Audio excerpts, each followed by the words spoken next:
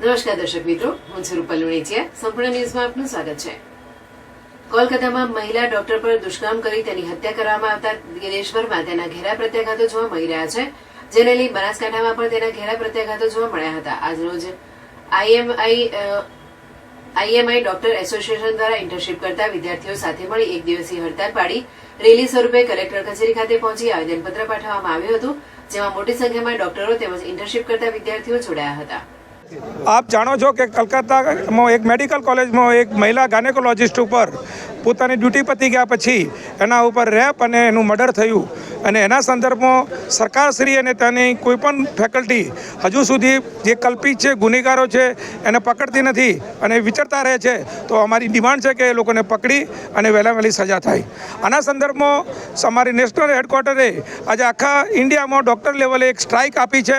આજે અમે કોઈ ઇમરજન્સી સિવાય કોઈ કામ કરવાના નથી. આજે 24 કલાકની સ્ટ્રાઇક પીરિયડ આપ્યો છે.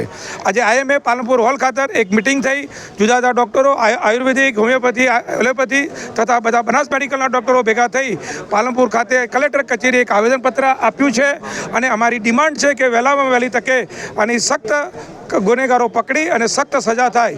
જો આવી મહિલા ઉપર સુરક્ષા નહીં થાય તો આવતો સમય દેશ માટે બહુ વિકટ છે, એવું અમારું કહેવું છે.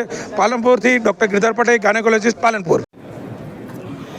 આજે 17 ઓગસ્ટના દિવસે કલકત્તામાં જે 9 ઓગસ્ટે આરજીગર મેડિકલ કોલેજમાં મહિલા તબીબ ઉપર જે અત્યાચાર થયા અને હત્યા થઈ છે, આ જઘન્ય કૃત્યના વિરોધમાં સમગ્ર ભારતના અંદર દરેક આઈએમએ બ્રાન્ચ એ સ્ટ્રાઇક કરી છે. આજે સવારે 6 વાગ્યાથી કાલના સવારે 6 વાગ્યા સુધી કોઈપણ પ્લાન વર્ક ઓપીડીનો અમે બહિષ્કાર કર્યો છે.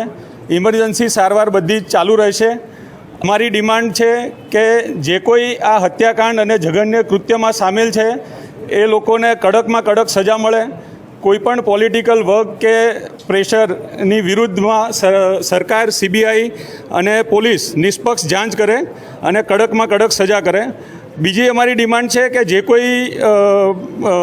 જે પરિવારની દીકરી એ ગુમાવી છે એ લોકોને કમ્પન્સેશન મળે. એક ડૉક્ટર તરીકે ઉજળી કારકિર્દી જોતાં એમના પ્રોપર કમ્પન્સેશન મળવું જોઈએ. હોસ્પિટલના અંદર ઘણી વખતે સગાવાલા થ્રુ કે પોલિટિકલ લોકો થ્રુ ડૉક્ટરો ઉપર હિચકારા હુમલા થાય છે, તો આ વસ્તુ એ સંદતર બંધ થવી જોઈએ. એના માટે કડકમાં કડક કાયદા અને કડકમાં કડક સુરક્ષા પ્રોવાઈડ થાય એ અમારી ઉગ્ર માંગ છે. આજના અમારા પ્રોગ્રામમાં અમે હવે કલેક્ટરશ્રીને આવેદનપત્ર આપવા જઈશું રેલી સ્વરૂપે અને અમારી સ્ટ્રાઇક સવારે 6 વાગ્યા સુધી આવતીકાલ સુધી અમે કન્ટિન્યુ કરીશું. આજના પ્રોગ્રામમાં આઈએમએ પાલનપુર અને નીમા એસોસિએશન, હોમિયોપેથી અને આયુર્વેદિક ડૉક્ટર એસોસિએશન પણ અમારી સાથે છે. આપ જોઈ રહ્યા છો કે બનાસ મેડિકલ કોલેજના ઇન્ટર્ન એ બહોળી સંખ્યામાં ઉપસ્થિત રહ્યા છે અને દરેકમાં એક આક્રોશ છે. તો આ આક્રોશ એને પ્રોપર ન્યાય આપવો એ હવે સરકાર પ્રશાસનની જવાબદારી છે, એવી અમારી માંગ છે. હું doctor Prashant Chaudhary, IMA Palanpur, honorary secretary. અત્યારે આપણે સૌ જાણીએ છીએ કે કોલકાતામાં છેલ્લી 9મી તારીખે જે ઓન ડ્યુટી ડૉક્ટર ઉપર ગેંગરેપ અને મારી નાખવાની ઘટના બની છે અને ન માત્ર એક ઘટના, ભારતમાં અને ગુજરાતમાં છાશવારે બનતી આવી ઘટનાઓની સામે વિરોધ પ્રદર્શિત કરવા માટે અને અમે બનાસ મેડિકલ કોલેજના ઇન્ટર્ન્સ, તમામ સ્ટાફ અને પાલનપુરના સમગ્ર ડૉક્ટરો આજે અહીં ઉપસ્થિત થયા છીએ.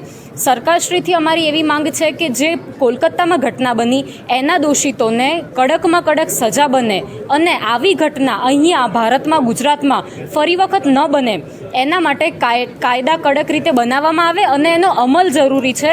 તો સરકારથી અમારી આ અપેક્ષા છે. અને આ ગેંગરેપ કે મર્ડરની ઘટના, આના સિવાય પણ છાશવારે ડૉક્ટર્સ પર હુમલાની ઘટના પણ થતી રહે છે. તો એની સામે પણ હવે અમે લોકો કડક કાર્યવાહીની માંગ કરીએ છીએ. Doctor Hiral Chaudhary, intern doctor, Banas medical college, Palanpur.